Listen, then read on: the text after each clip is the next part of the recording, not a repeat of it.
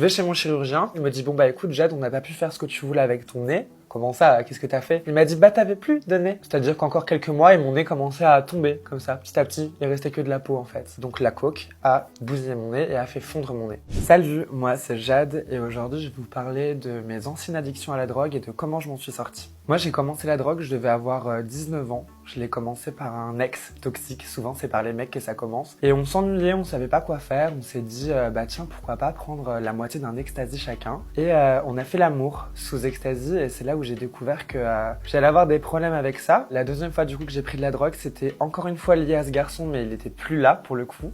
En fait il m'a quitté tout simplement et c'était mon premier amour, du coup j'étais vraiment désespéré tout ça. Faut savoir que ce garçon m'avait fait découvrir les free parties, les teufs.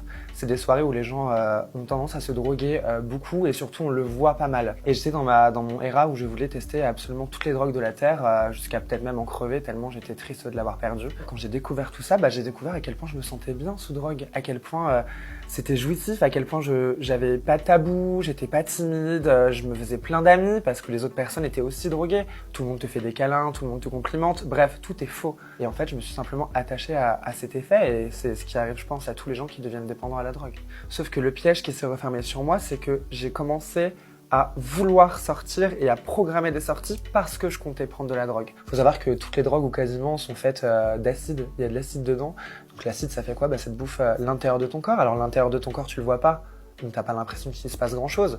Crois-moi qu'à l'intérieur ça se fait bouffer petit à petit, mais ce qui se voit c'est les gencives. Quand tu vois à quel point les gencives se bouffent rapidement, imagine un peu ton estomac. Sinon, il y a quoi d'autre? Il y a le nez. Et moi, le nez, ça a été un gros problème pour moi. C'est-à-dire qu'un jour, je vais chez mon chirurgien. Alors, j'étais une grande consommatrice, je prenais souvent de la coke et tout. Il m'ouvre le nez pour une chirurgie, on va dire, esthétique. Rien de plus banal, quoi. Je voulais juste refaire mon nez. Il me réveille, du coup, après l'intervention, quelques heures après. Il me dit, bon, bah écoute, Jade, on n'a pas pu faire ce que tu voulais avec ton nez. Je fais, comment ça? Qu'est-ce que t'as fait? Il m'a dit, bah t'avais plus de nez. En fait, mon nez tenait pas. C'est-à-dire qu'encore quelques mois et mon nez commençait à tomber, comme ça, petit à petit. Il restait que de la peau, en fait. Donc ce qu'il a dû faire en extrême urgence, c'est pas une chirurgie esthétique, mais c'est une reconstruction. Donc la coke a bousillé mon nez et a fait fondre mon nez. Aujourd'hui, je n'ai plus de vrai nez, c'est les os de ma mâchoire.